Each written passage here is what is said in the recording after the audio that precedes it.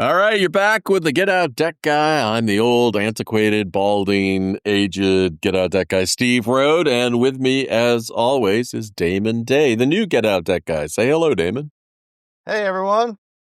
You know, it's funny. I've been working on the getoutofdebt.org website, and part of that is going back and making sure that the podcasts are in the right format and everything else that are on the site. And so I went back and I listened to a podcast from 2009, which must have absolutely been the first one where I 15 said, years ago. say hello, Damon. And apparently it is stuck ever since. Did I say hello, Damon, or do I do a traditional hello? There you go. Hello. Oh, because usually I go, hello, Damon. That's all right.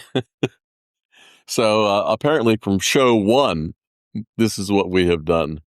All right. So let's jump into it. How many episodes have we done, Steve? You told me the other day. There's 219 on the website, and there may be some more under a different show name.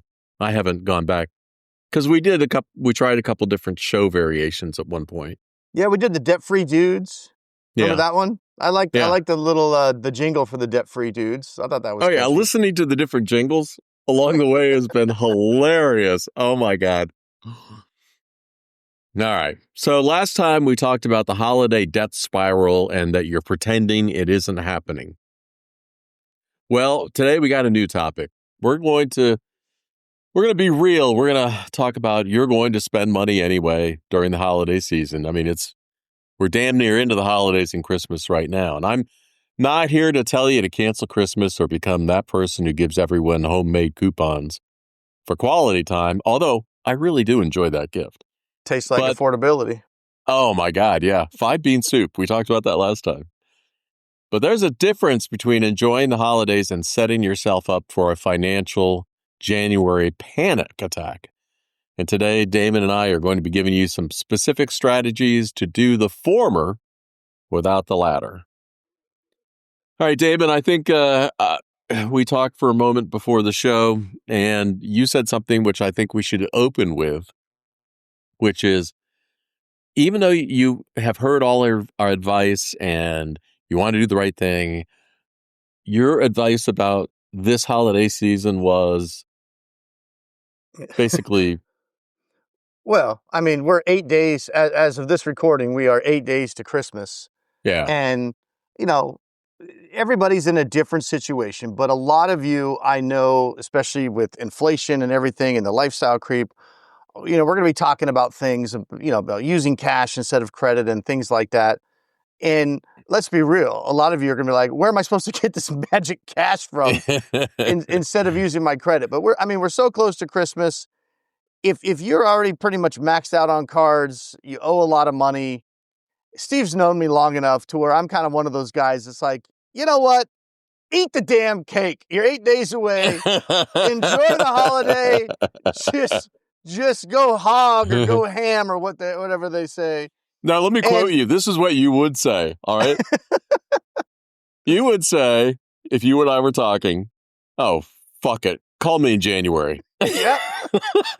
I mean, if you're already maxed out, in for a penny, in for a pound, there is something to be said that just says, you know what, damn it, just enjoy the next 2 weeks with your family. Do what you're going to do. If we're already kind of over that tipping point of we need to do something dramatic anyway, just enjoy the next 2 weeks. Don't call me before Christmas. We're 8 days out. Enjoy it with your family. Call me in January and we'll get to work. Right.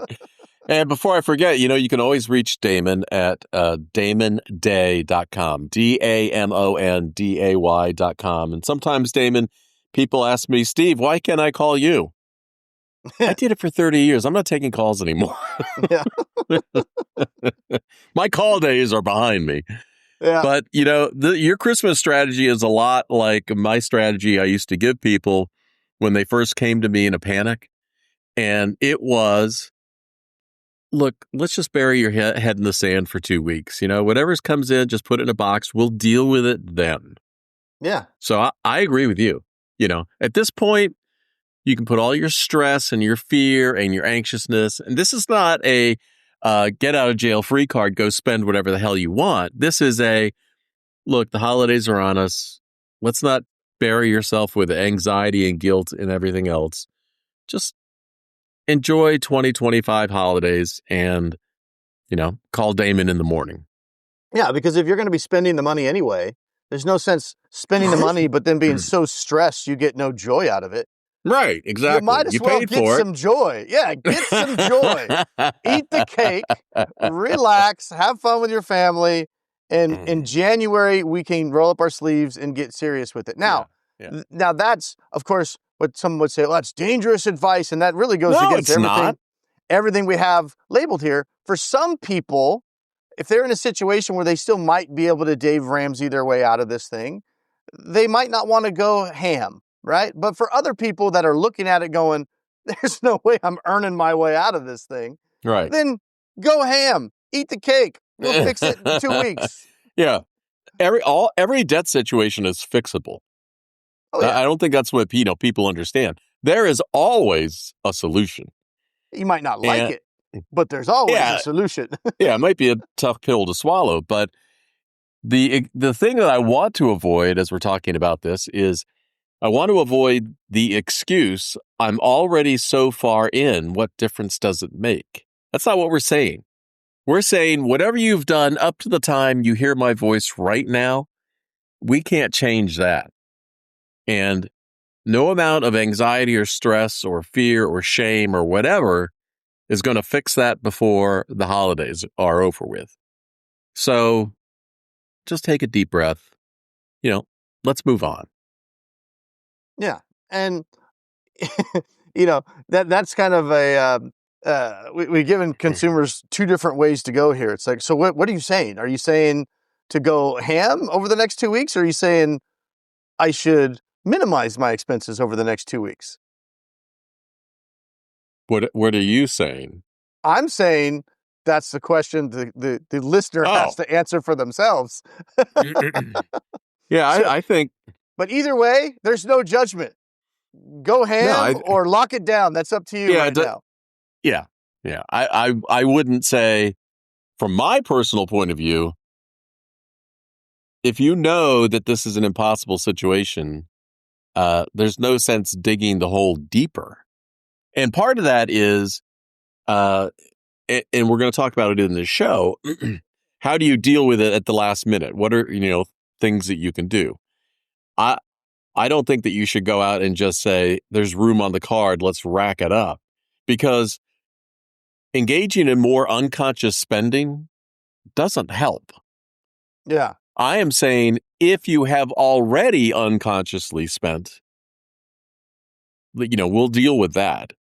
But if you can't afford it and it's 8 days before the holidays, I don't know what your ham analogy is, but go ham. Just don't go hog wild, like go crazy. That's what. Okay, I get hog wild, but I mean, I don't understand the honey baked ham reference. I didn't say honey baked. I said go ham. You said ham.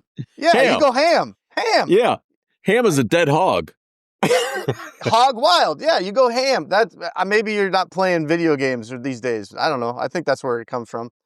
Well, again, the listener has to decide, and then the astute listeners might say, well, what if I can still just keep up this unconscious spending for 2 weeks and then pretend I just heard the podcast January 1st? That's fine. You do you. Do you, boo. If you're going bankrupt for 80 grand or 85 grand, doesn't make it. I'm not saying go run up a whole bunch of debt. I'm not saying it, but I'm not saying it. What are you saying? I'm not sure what I'm saying, but people, we're not doing a video, but I'm winking. Oh, okay. That's something in my eye, Steve. I got something in my eye. I'm not saying to enjoy Christmas. Bug in my eye.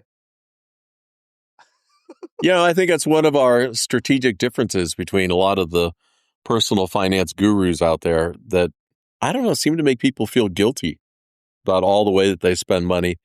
We'll deal with it. Don't worry about it. All right. Now, there are some things that you can do right now.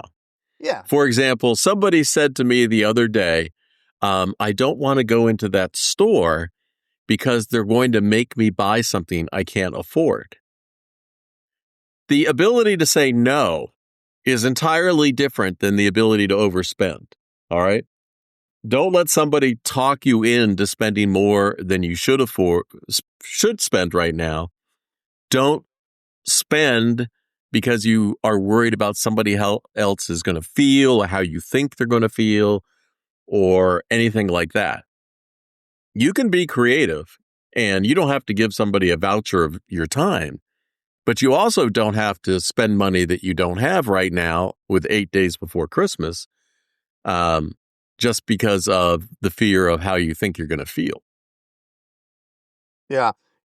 I think a lot of it comes down to most people don't like to do things that are hard or don't like to do things that they feel might have confrontation is probably not the right word, but maybe a feeling of uneasiness. What I mean by that is it's easier just to buy the thing rather than have to say why you didn't buy it or can't buy Right. it, right?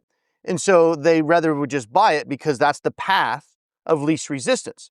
The issue though is it's going to be hard. You're going to be having to make these hard choices that have this confrontation or have this uncomfortableness. But Steve, what's our favorite word here on the show? We don't need no stinking badges. No, no, That it's was the in word our first show too. batches. We don't need no We don't need stinking no batches. stinking badges. No, no, the word I always forget. It's our favorite word. Oh, hyperbolic discounting. Hyperbolic discounting. So if we don't say no now and do some of these things that Steve's about to start talking about, if we don't make those hard choices now, we're going to have that feeling of uncomfortableness that we're trying to avoid later, right? But with hyperbolic discounting, our brain says, well, I'll deal with it later. And that I Yeah. think that's how people always tend to get in trouble, is that they want to take the path of least resistance, knowing that it's going to lead to something even worse. As far as, the decisions, I have to maybe file bankruptcy. I have to explain to my family why we can't afford this anymore because the jig is up or whatever it is. But our brain discounts that uneasiness because that's in the future. We don't have to deal with that today. Yeah, that's a tomorrow problem. That's a tomorrow problem. And so either way, you're going to have to be making these hard choices. You're going to have to be put in these uncomfortable situations. It's just a matter of when we're going to do that. So sometimes you just have to be able to say, no, we're not going to do this. And here's why we're not going to do it. We're not going to take that trip. We're not going to go to that holiday party. We're not going to do that. Yeah, but there's another alternative is that you can scale back on your spending without announcing it. Right? True. You could That's true. you could just slow down the spending and not bring everybody into your fold. Now let's get into some easy ways to say no. All right. You could Steve's really good at say this. Steve's good at just no.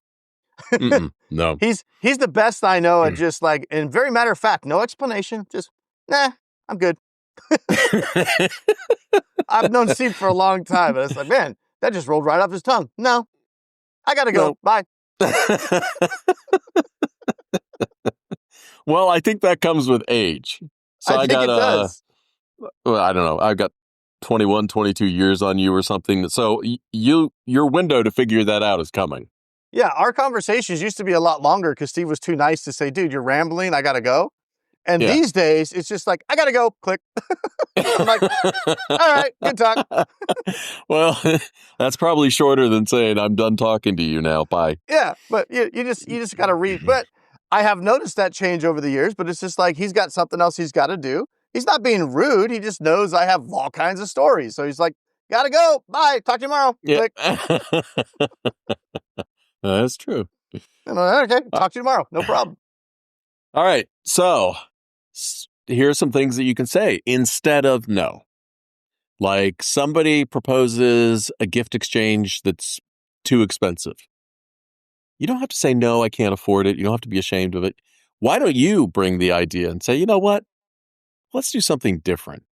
Let's trade experiences instead of things. That's the, give the gift of your time and take somebody to lunch thing. And you Yeah. could say, I'm just keeping things simple this year. That makes you sound in control. Or um, if you, instead of making that big expensive trip, going halfway across the country to go see mom or dad or grandma or something, you know what? You can say, yeah, we talked about it. I think, yeah, we're just going to stay local this year. We'll plan for something in the spring. Yeah. These are good excuses. Yeah. Um, you could also say, you know what? That just doesn't work for me right now. That would be my approach. Yeah. And he would just leave it at that. He'd be like, Yeah. okay. Yeah. No. And then Steve would just fade off camera. Yeah.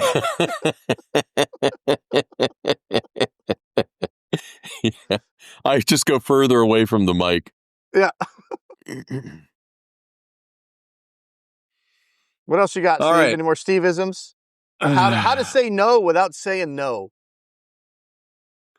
Well, you know what? It is really easy to say no.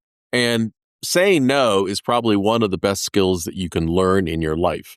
Because then you don't overcommit yourself to stuff. Or, Damon, you know what that's like when Oh, you got dude, a whole bunch. Yeah.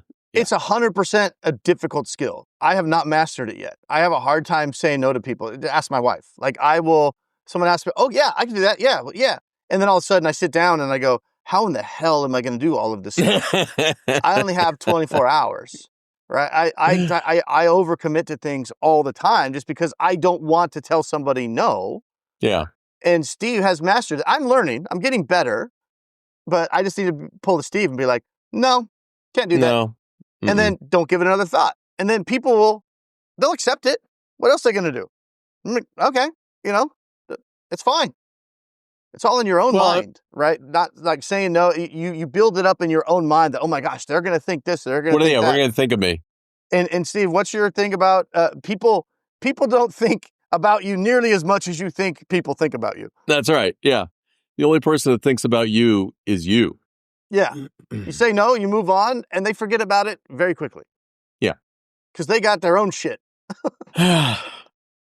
Well, here's another thing is that nobody else is keeping track of your spending except maybe you and definitely your credit card company. Yeah. And maybe this is a perfect time right now to remind people, don't use a damn debit card. Oh my gosh. Because if you're unconsciously spending in the last 8 days before Christmas and you're using a debit card, you're headed towards overdrawing your account.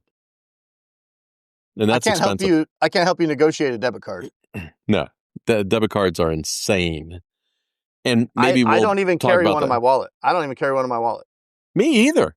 No, I've got several debit cards, but they just sit in my office or in my safe. That's it. It makes no sense. So when I was a teenager, I guess, I worked at a mall at a store. We sold telephones, novelty telephones. Anyway, so I worked there right before Christmas, and I had two very interesting experiences. In the last 5 days, and especially the before we closed, everyone who came into the store was just like, "What you got?" I'll take 2 of these, 1 of those. Nobody was, they were just unconsciously spending to buy gifts to give to people. Yeah. And the other interesting thing that happened when I worked at that store that year was one of my coworkers came to me one day out of the blue and she goes, "Steve, I got something to tell you. I was in a porn movie." That's a story I haven't heard before. I've known you for almost 20 years.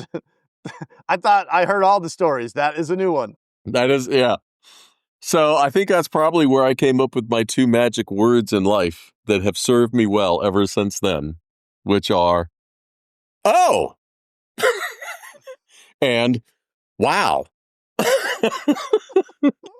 Because I don't know what to say when people say things like that to me. But those 2 words always work. Well, thank you for sharing. I think I probably went, "Oh." Well, that's better than you saying, "I know." Well, that's like I had a business meeting once, and the guy said to me, we're at lunch, right? And the guy says to me, "People always ask me if they can sleep with my wife." Oh, I don't know what to say to that. I think he was wanting you to ask why. I don't know. There's no way I'm touching that line. You know, as this is changing the subject, going back to what we talked about a minute and a half ago. But Yeah. for some people that have not heard our podcast before, if they're just stumbling upon us for the first time, they got to be thinking with the whole debit card thing, right? Because we just kind of Yeah. glossed over that because we assume people have heard us before. But it's got to be breaking their brain because you've got, on one hand, you've got Dave Ramsey, who everybody knows, everybody listens to, and his Yeah. whole thing is that's the only card you should have in your wallet. That makes no sense. And ours is, actually, no, that's the only card you shouldn't have in your wallet.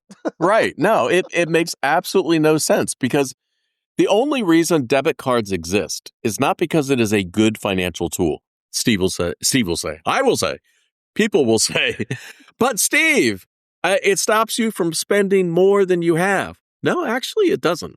Yeah. Because you can overdraw your account and pay a whole bunch of fees and everything like. But the other thing is it gives people that you might have a problem with the transaction access into your bank account. Now, so why do they have debit cards? It wasn't because it was a great personal financial tool. It's because the local banks made the transaction fees when you used them, and they're profitable for banks. That's why. Yeah. But a credit card stands between you and that transaction. And if there's a problem, the bank is in between to deal with this and stop it and protect you. And people go, but Steve, what if I can't afford it? You know what? You can pay off your bill every week. You could go home from making a transaction and send a payment. It costs you nothing. Yeah. Here's what I would do if you're in a situation where you just absolutely feel like you must have a debit card, or you want to have a debit card, or maybe, you're having trouble getting a credit card or whatever. Here's what I would do. Number one, for sure, I would open up a separate bank account at a different bank. That's not my main bank. It's not where I pay my mortgage from or anything like that. And that would just be my spending account that I would transfer my spending money in for the week or whatever. So at any given time, you don't have too much hanging out there. You're not at risk of someone getting a hold of that, draining your account, and now your mortgage is bouncing. I still wouldn't do it that way, but if you just absolutely must have a debit card, I would never carry a debit card to my No. main bank where my paycheck is deposited and all of my bills get paid from. Oh, Have a and certainly not separate at a credit account. union. Yeah. Not at a credit union. Yeah, because they can attach everything else if you fall behind on credit cards or something like that. They'll Yeah. take the money out of your checking account.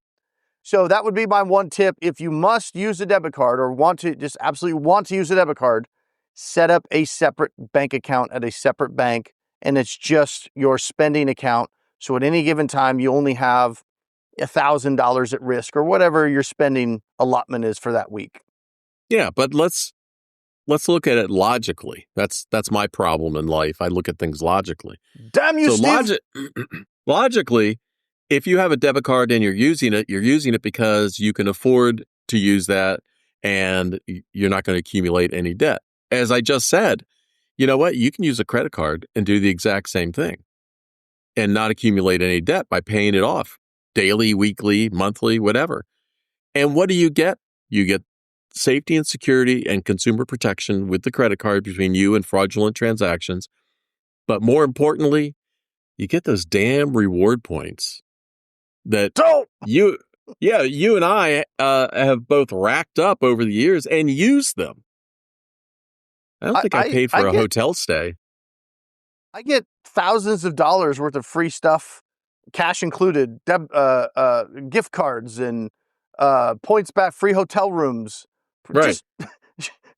just for buying the stuff I was going to buy anyway. Yeah. I mean, hey, if you do it right, you can do it. It's free You don't money. have to run up a balance. Yeah, it's free money. Just route all your spending through one specific card or two different cards. And then when the bill comes, you pay it. Or you don't even have to wait for the bill these days anymore. You can just say, hey, look, here's our budget. We're going to be spending $1,000 a week on various things. It's all going on the cards. And then you just pay $1,000 a week to the card. and you never pay interest, and you're just getting 1%, 2%, 3%, 4% on all the stuff that you were buying anyway. That's what I did at one point. I went back and I looked at what was my average credit card balance over the last year. And then I just divided that by 52. And then each week I just set up an automatic draft, just send, 1/52nd of the total balance each week. I automated it. Yeah. Just going to the credit card company. Yeah. And dude, I'm not a Dave basher. I mean, I understand Dave's point, because you'd say, well, how do the credit cards make any money if they're just giving you all these free points and you never pay for it? Well, they're making money on the other people that don't do that and end up paying a crap ton of money in interest. So Dave Right. just took that to mean most people don't know how to deal with this and can't deal with this and can't act like an adult. So I'm going to have to treat everybody as a baby. I think that's where the word baby steps came from. Everybody has to be treated like a baby. But if you're a thinking adult and you're able to manage your finances, you could take advantage of the fact that a lot of people don't, right? That's why the credit cards offer this stuff. But you shouldn't have to be lumped in and not have here's the thing. I don't know how we got off this on Christmas spending, but since we're talking about it, here's the Okay. thing that I could never square. I would What? get clients, Steve, what's the number one thing people are afraid of when I talk to them about, okay, we need to rip the Band-Aid off a little bit, get yourself out of debt. We're talking about bankruptcy. We're talking about settlement, things like that. What's the number one thing that freaks them out? Credit score. Credit score, right? Okay. They want to pay this off in a traditional way. They don't want to hurt their credit score. What does Dave Ramsey say about credit score? Doesn't matter. It doesn't matter. You don't need it. So on one hand, I'll have people saying, no, I want to Dave Ramsey my way out of this because I want to protect my credit score. But Dave Ramsey says you shouldn't care about it and operate with it and shouldn't buy anything on credit anyway. So I'm like, wait a minute. If we can take that move forward, what's so bad about bankruptcy then? If the credit score doesn't matter, why not just wipe it out? You don't need a credit score, according to Dave Ramsey. My biggest gift to people would be feel comfortable asking questions and working through the answers. Because if people asked almost every financial guru, whether it's Dave Ramsey or Susie Orman or somebody else, questions, and then ask why does that make sense? Girlfriend, I'm you can't afford it. Yeah. All right, Susie. But I am sure that if somebody, you would know better than me because you've watched a lot more of Ramsey than I have. But I enjoy his show. Yeah. But if somebody called in and said, Dave, I think you're absolutely wrong on credit cards, I think it would wind up being confrontational. Oh, people do. And he just rips them a new one. And he controls the buttons, so he can just cut you off whenever. But he doesn't change his stance. Doesn't that sound more like bullying than educating? Well, I mean, some people think that, yeah. Okay. I mean, he's got a very successful show. Much more than ours. More people listen to Dave than listen to us. So I don't know. But one of the things that we have found is that there are lots of people out there that are where Dave doesn't work for them, right? I think there's more people that where Dave doesn't work for them than people that Dave works for, honestly. Yeah, more people have tried it and failed than have tried it and screamed we're debt free on a show. Yeah, remember our 90%? Yeah. But nobody ever talks about those people because they're according to Dave, they're probably just, I don't want to say losers, but they're, I don't know, not rejects. Following the steps right, not making the tough choices. They don't have 3 roommates that moved into their house with their family, so they're not committed. They didn't sell their house and, get a tent, that kind of stuff. So they're not cut out to succeed, I guess. All right, let me get this bus back on track. So that didn't make sense. The train's got to get back on the track. I was thinking, yeah, you're right. This bus was never on a track, clearly. All right, let me get this bus back on the toll road. All right, the January fund. So, like Damon said, 8 days till Christmas. or whatever holiday you're celebrating. Um, let's figure it out for next year. This year, it's too late to cry and fear and panic and be ashamed and everything else. So let's figure it out for next year. You can start setting aside what you can afford in January and put it in a separate savings account at your bank, or do whatever works best for you, and start saving up money for next year. As I always say, there's no sense wasting a perfectly good mistake. Let's learn from what happened this year and not repeat it next year. When the Yeah. credit card bills come in January, don't panic. As Damon and I said, there is a solution for every problem. And with Damon's help, you can figure out a plan. It might involve a little sacrifice. It might involve a little change. But there is always a solution. No matter what your problem, there is always a solution. And, next year will be better. With some change, with talking to Damon, with a little clear thinking, you will be able to make better decisions for the whole year, and you will have a much more successful 2026. You know Agree? what? I really like our podcast. Oh, I'm glad you do. Thank God. We sat down, we have this outline for the podcast today, and this is what I really like about us, if I'm not tooting our own horns here. But, it had the things lined out, things that you could do to save money, and we covered some of that stuff. But, Yeah. and you guys can Google this stuff, how to save money during the holidays, and it'll give you all the same old crap that, is everywhere about, make a list and have a budget, and that's all fine. But Steve and I sat down and looked over this stuff, and we didn't have a plan, as you can tell. This is why the bus was off the tracks. But we hit record and we have this outline about all these things you can do to save money, and just went, fuck it, go ham, enjoy the next 2 weeks.